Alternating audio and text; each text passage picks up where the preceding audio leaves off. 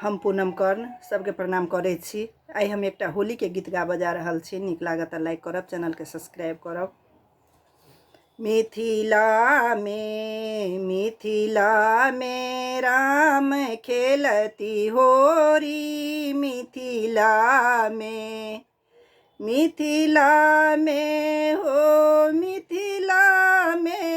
हो, मिथिला मिथिला में राम खेलती होरी, मिथिला में अतर गुलाब कुमकुम केसरी, अतर गुलाब कुमकुम केसरी,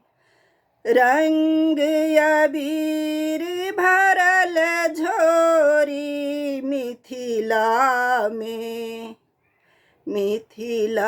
में राम खेलती होरी, मिथिला में सखी दल साजी धजी रघुबर के देला, अबीर अतर बोरी, मिथिला में सखी दल सजी धजी रघुबर के देल, अबीर अतर बोरी, मिथिला में राम खेलते होरी,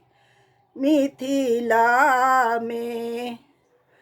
होइत छै बाध विध विधान, विविध विध नाच गान ओझिक झोरी, मिथिला में राम खेलती होरी, मिथिला में मारथी बार में पूर्ण पिचकारी, राम सकुची जाय छे गोरी,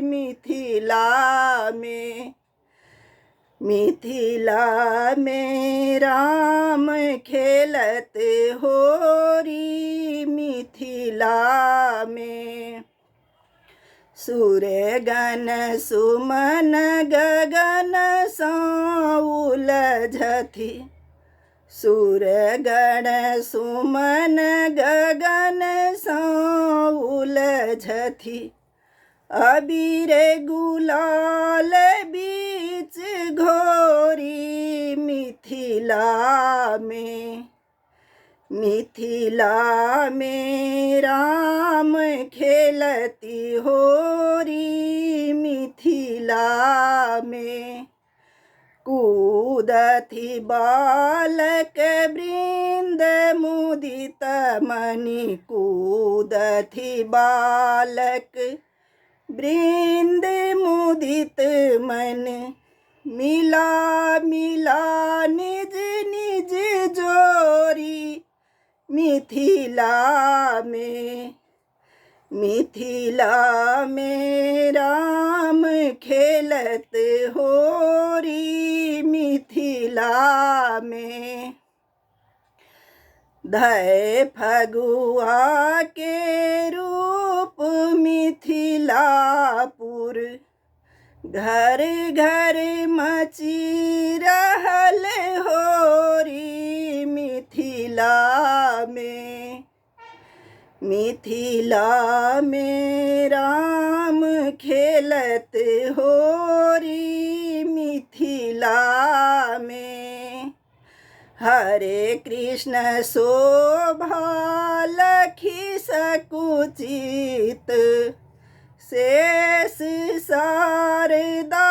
सत जोरी, मिथिला में राम खेलत होरी, मिथिला में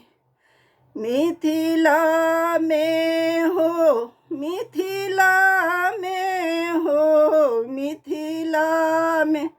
राम खेलत होरी मिथिला में।